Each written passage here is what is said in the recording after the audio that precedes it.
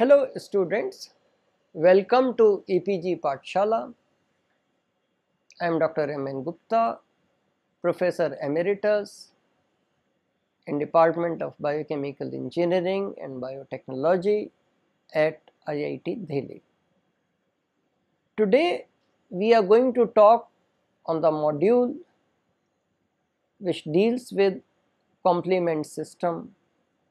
We will discuss this complement system in couple of modules. So in that way, this is the first module which deals with complement system, and this is of course from the paper on immunology.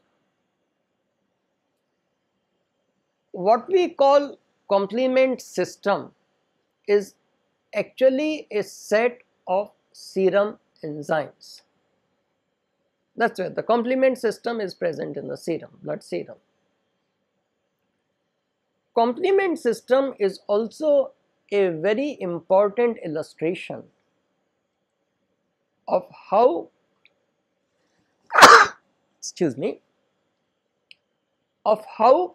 cascade systems are used in biology, in biological designs, to amplify a biological signal. This would have you would have come across similar cascades, or you will come across similar cascades when you look at the metabolic controls, even in the common metabolic pathways like glycolysis or glycogen degradation. Perhaps the most familiar example of the use of the cascade is the simple blood clot formation.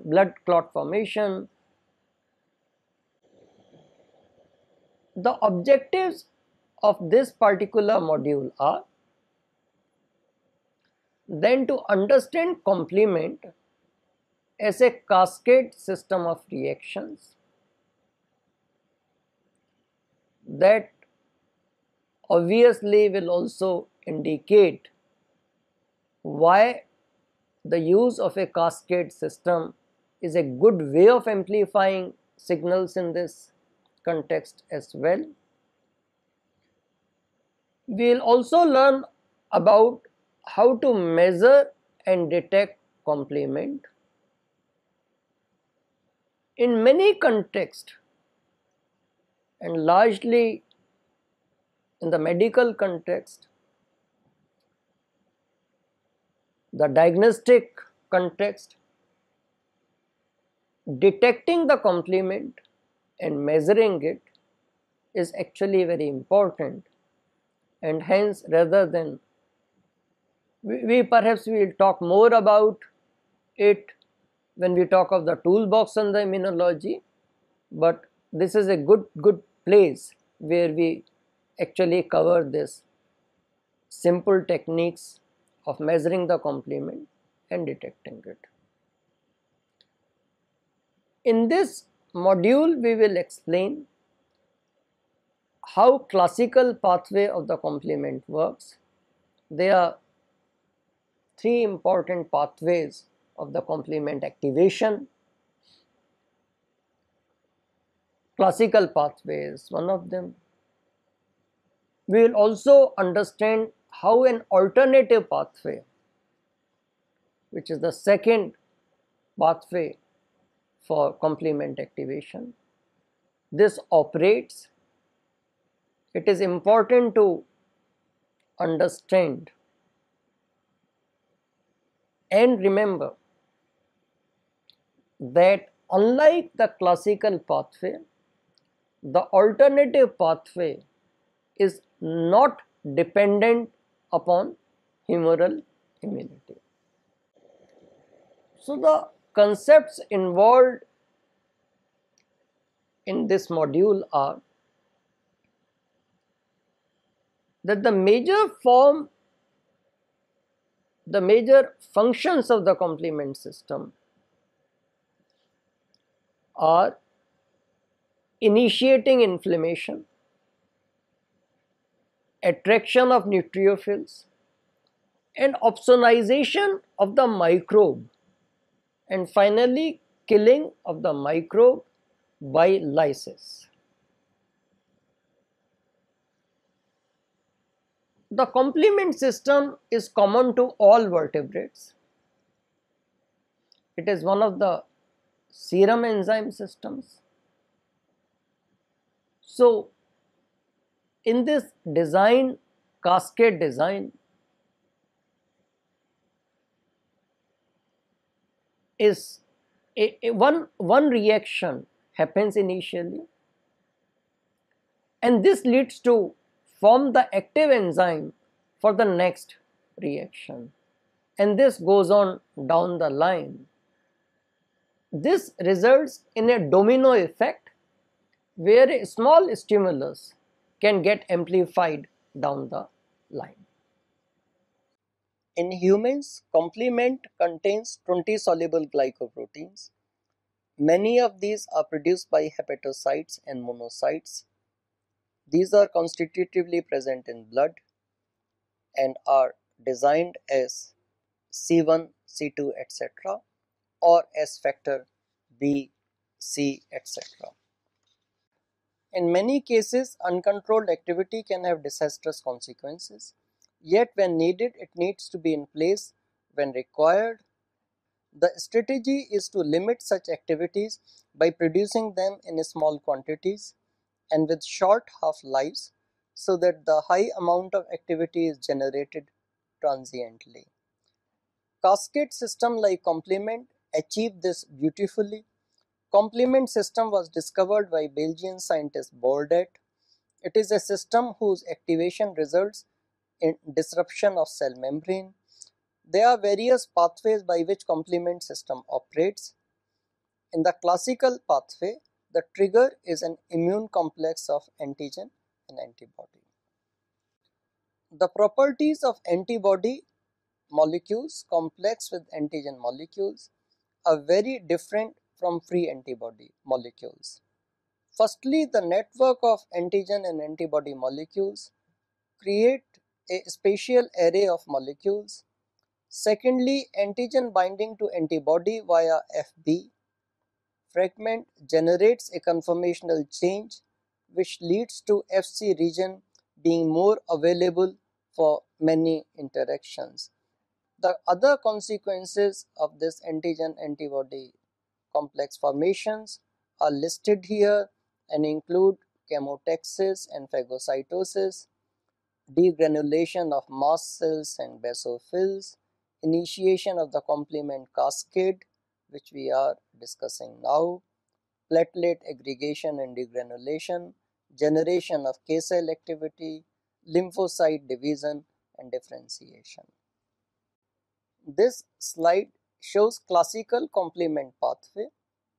Complement factor 1 can be stimulated by IgM bound to antigen or pair of immunoglobulin G bound to the antigen but located closely on the antigen surface. Although the complement components are numbered, the sequence of their participation is not in numerical order. Thus, C1 acts on C4 and so on. Polymeric IgM activates complement more effectively than immunoglobulin G.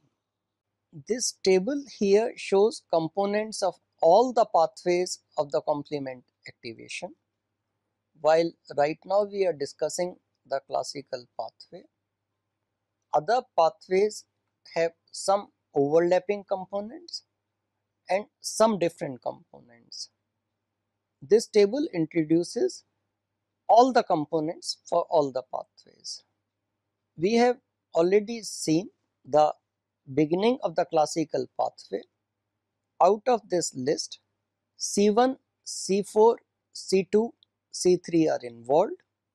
Let us look at their involvement and the rest of the classical pathway. One of the important intermediates of the classical pathway is a macromolecular complex. These 5 components in this complex, C1Q, 2 molecules of C1R and 2 molecules of C1S, are bound to each other non-covalently. This non-covalent association is stabilized by calcium ion. C1Q itself consists of 18 polypeptide chains, in which 3 polypeptides A, B, C form a subunit. C1 is made up of 1 molecule of C1Q and 2 molecules of C1R and C1S respectively. The chains are linked by disulfide bonds. 80 residues at the N terminal have a collagen-like structure, with glycine occupying third position in a sequence rich in hydroxyproline, hydroxylysine, and of course glycine. In fact, collagenase can digest part of C1Q. The complex, which consists of dimers of C1R and C1S, can occur as such and has an extended form. Upon binding with C1Q, it turns into a more compact form twisted with shape of 8 as shown in this slide. Each C1R and C1S has one catalytic domain and one interaction domain, which is responsible for binding with each other as well as with C1Q. Binding of C1Q brings catalytic domains of C1Q and C1S together. The globular heads of C1Q, the C terminals which do not have collagen-like structure, that is responsible for binding to the Fc portion of the antibody, which in turn is already bound to an antigen. Each C1Q molecule has to bind to at least 2 Fc sites for a stable complex formation to take place. This is the molecular mechanism of the trigger, which requires either 2 IgG molecules closely or an IgM bound to an antigen. Also, in circulating IgM, C1Q binding sites on Fc are not exposed. Hence, unless bound to an antigen, IgM cannot initiate complement cascade reaction. This acts like as a safeguard for unwanted triggering of the complement cascade. C4 is the next component which comes in play. It is a glycoprotein with 3 chains alpha, beta and gamma. Their molecular weights are 93 kilodalton, 78 kilodalton and 33 kilodalton respectively. C1R and C1S have potential catalytic domains.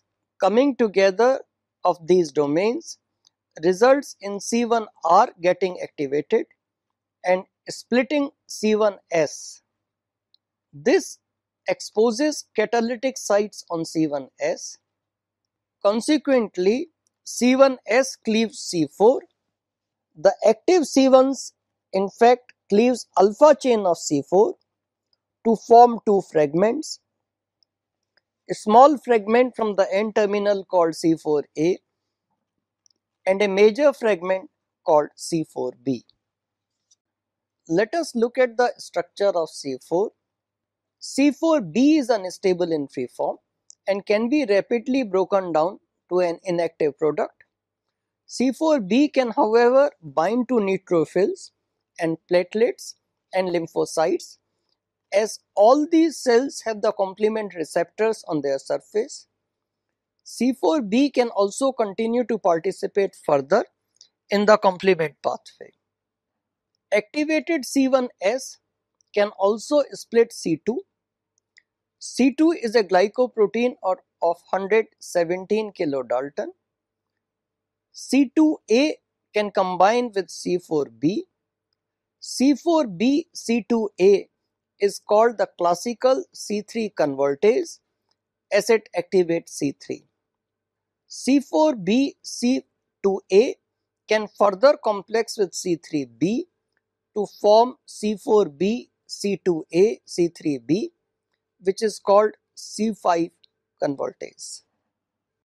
This makes C3 as a very important component of the complement system. C3 has molecular weight of 190 kilodalton and has one alpha chain which is of 120 kilodalton and one beta chain which is of 70 kilodalton. Both these chains are linked by two disulfide bonds. C3 has the highest concentration among all complement components in the serum. In a way, C3 activation is the most critical step of the complement action. C3 can also be activated by other pathways. In fact, all pathways differ in this early stage and the characteristic way in which C3 is activated. The late stage of all the pathways is in fact similar, in which essentially large multimolecular complexes of other complement components cause cell lysis by damaging membranes. Let us now look at the beginning of the alternative pathway. C3 actually can also break down spontaneously in plasma, and as a result C3b is generated in normal serum at small concentrations all the time. Because of this, C3b can combine with another protein to form alternative pathway which is based upon C3 convertase. Thus, through this route, C3b can form an adequate amount. A protein called factor H, which can destroy C3b very fast. For alternate pathways to operate, hence factor H activity has to be controlled. Factor H is a glycoprotein that can bind to alpha chain of C3b. This makes alpha chain of C3b susceptible to proteolytic attack by factor I. Factor H requires surface on the antigen which is rich in sialic acid to be able to bind C3b. For example, if some bacterial surface do not have enough sialic acid, factor H cannot bind to C3b. In that case, C3b is able to bind to factor B. This leads to progressive activation of the complement pathway by positive feedback loop. We introduced a new factor called factor B. Factor B is a large protein of 100 kilodalton molecular weight. Its binding to C3b is magnesium dependent. C3bb has weak C3 convertase activity. It can, however, acquire potent C3 convertase activity upon cleavage by a factor called factor D. C3bb is a potent C3 convertase. Factor D is a serine protease which actually cleaves B only when it is bound to C3b. So C3b regulates this process. C3bb has a very short half-life of 5 minutes. Its half-life is extended to 30 minutes if it binds to another protein called factor P, or which is also called properdine. Factor P is a gamma globulin of 220 kilodalton molecular weight and can bind to C3bb reversibly. Because of the involvement of properdine in a critical fashion, sometime alternative complement pathway has been referred to as properdine pathway. This slide shows the two possible alternative fates of C3b molecule. The alternative pathway requires low level breakdown of C3. This cleavage generates a thioester bond in C3b, which is reactive enough to bind to many molecules or cells. If C3b binds to a cell, there are regulating molecules which can inactivate it.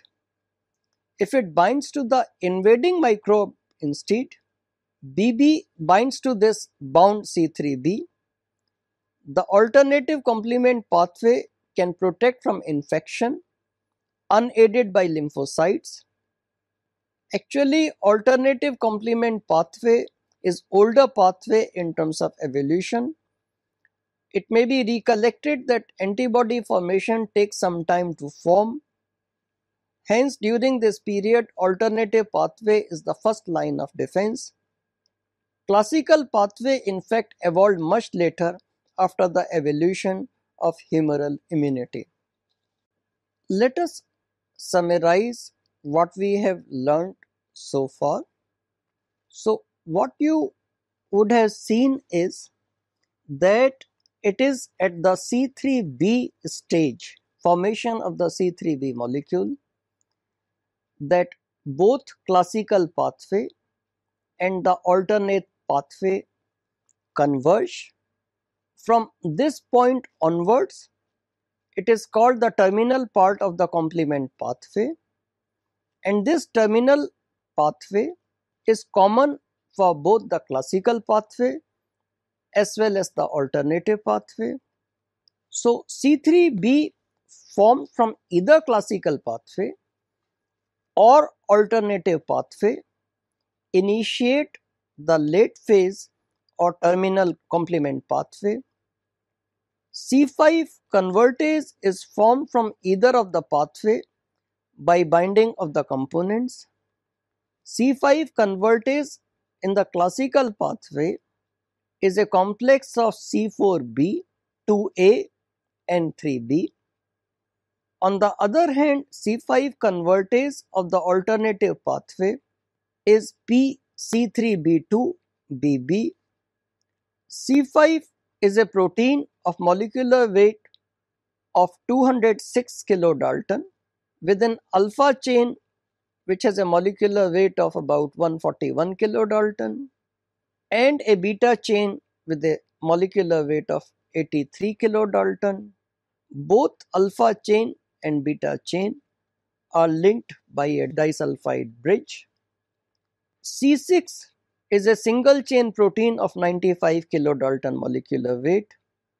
C7 is a protein of 120 kilodalton molecular weight which can bind to C5b C6 complex either in free solution or when the latter is bound to a membrane. Membrane bound C5b C6 C7 binds to C8. C8 is a 3-chain protein of molecular weight 163 kilodalton.